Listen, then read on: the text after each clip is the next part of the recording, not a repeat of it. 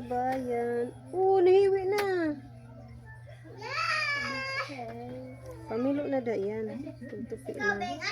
So, ito na nga yung sinasabi ko sa inyong bago ko pinagkakaabalahan.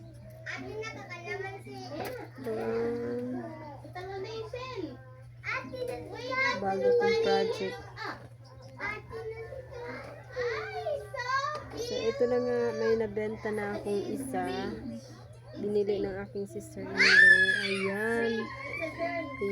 Ano ko pa siya, assemble ko pa.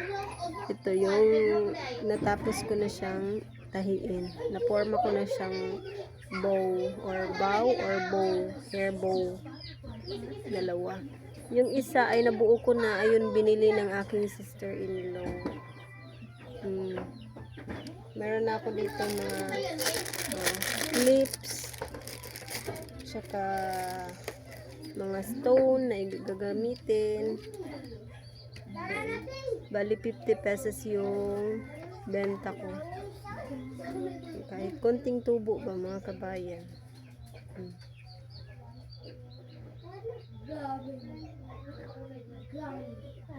Ngayon mag-cut muna ako. Pamilo na na. Kaming tupiin sa kilid. Kakauwi lang kasi namin dito sa Chila. Bago kami umuwi, nagbaba kami. Ayan, ang daming tupiin. Aron plastar. Irusuot na na tagbalik. Ginani mo pilon. Matagbo kag panulig asara og dinani mo pamilon. Hindi ko makita, uy. Madilim kasi dito sa loob. Hindi pa kasi kami nag-open dahil gumagawa pa si Luloy ng tinapay doon sa labas. Nangatulog sila. Rin si Luloy busy sa production. Ako dito busy sa pagbuo ng aking project.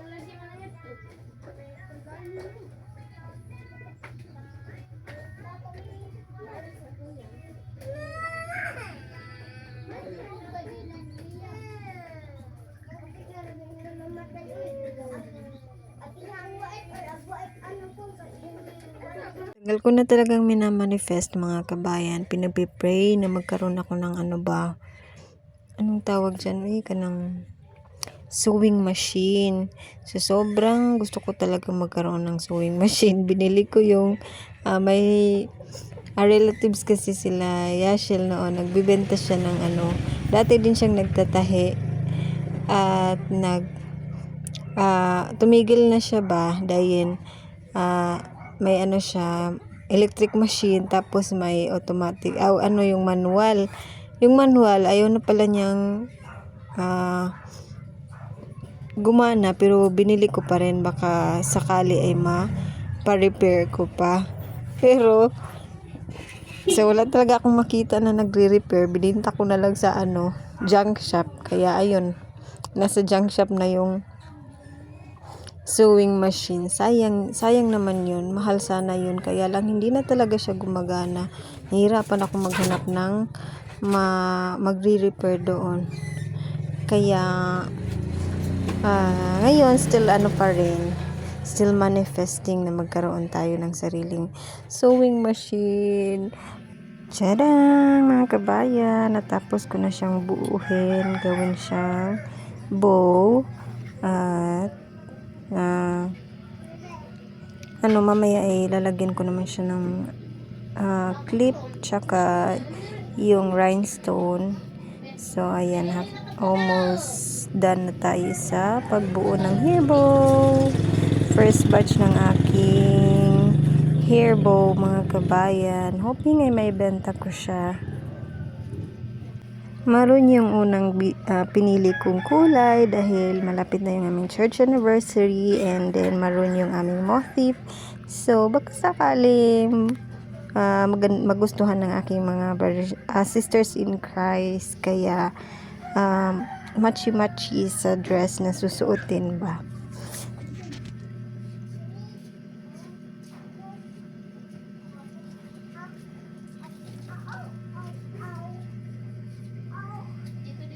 Ayan, at Nandito na kami sa tindahan. Ayan, kaka-open lang namin.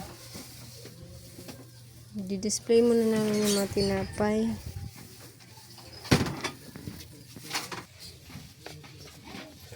Meron tayo ditong bandikuko. Sa kabila may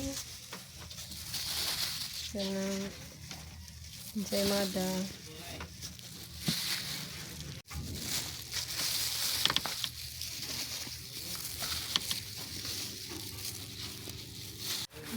Banana cake.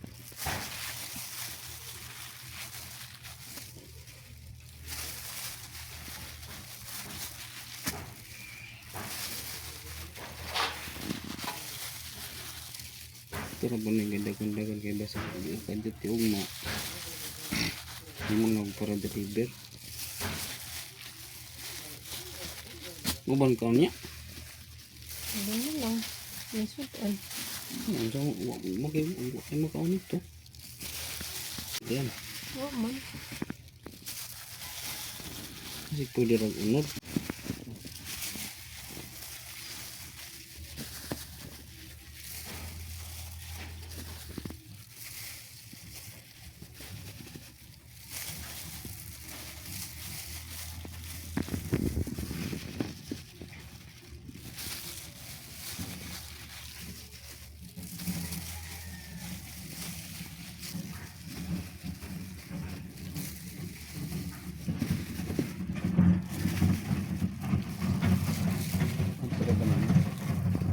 Saan ang ilalim?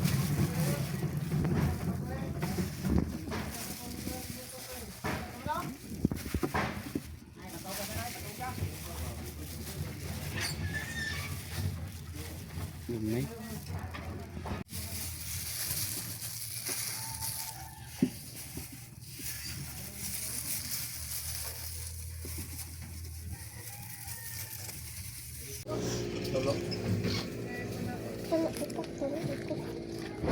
Big aso.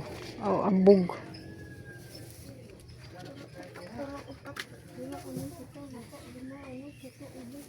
Pagka banana cake do ka hopya auto lo.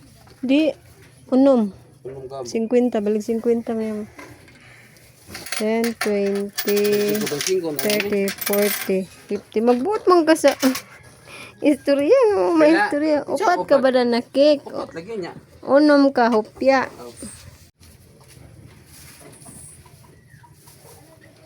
Yang jenis tayo. Ay, 25, boy. Tao ko. Klaro naman. Yung bitaw ko 5-5.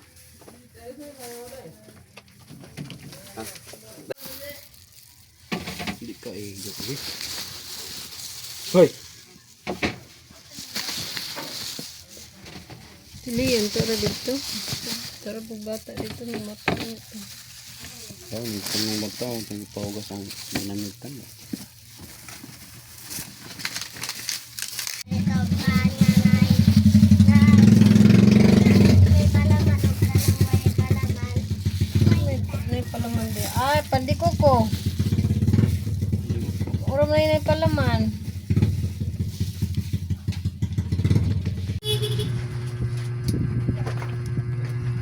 Yan na guys, puno na yung displayhan natin guys.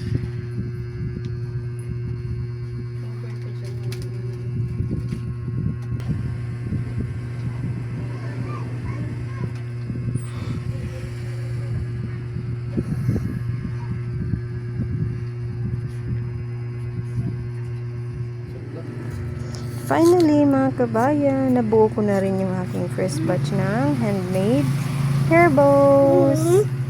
Nga pa man, oh. So, ayan na siya. Binibenta ko siya ng 50 pesos each.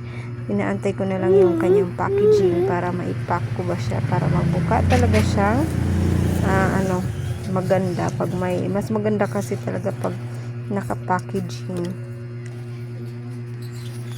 Testing na more sales ako dito sa aking hair accessories, mga kabayan, at marami pa akong mga gagawin na mga hair accessories. Yan guys. They're going to birthday party. Mama will stay here. Mama, Hindi naman ako pwedeng kumain ng ano eh. Pag jacket na siya kay uli tugna. Ig uli di palit ko kuan di pandi. Dito sumukuan merkado. uglipan. It's very dirty. Nang init pa man po. Paas din siya. Init na inig uli. Tugnaw na. Panay. Hindi kaya rin hindi man. Nasuot na niliyan yung aking gawang Uli mo dahil. hebo.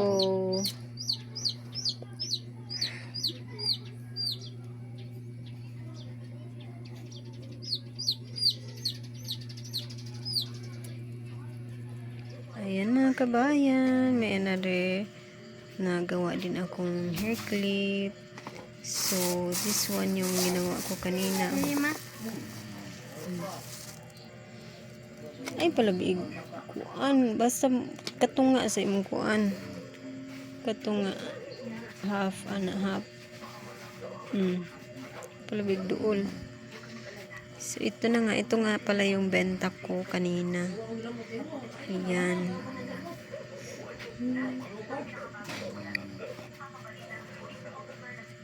₱50 each, mga kabayan.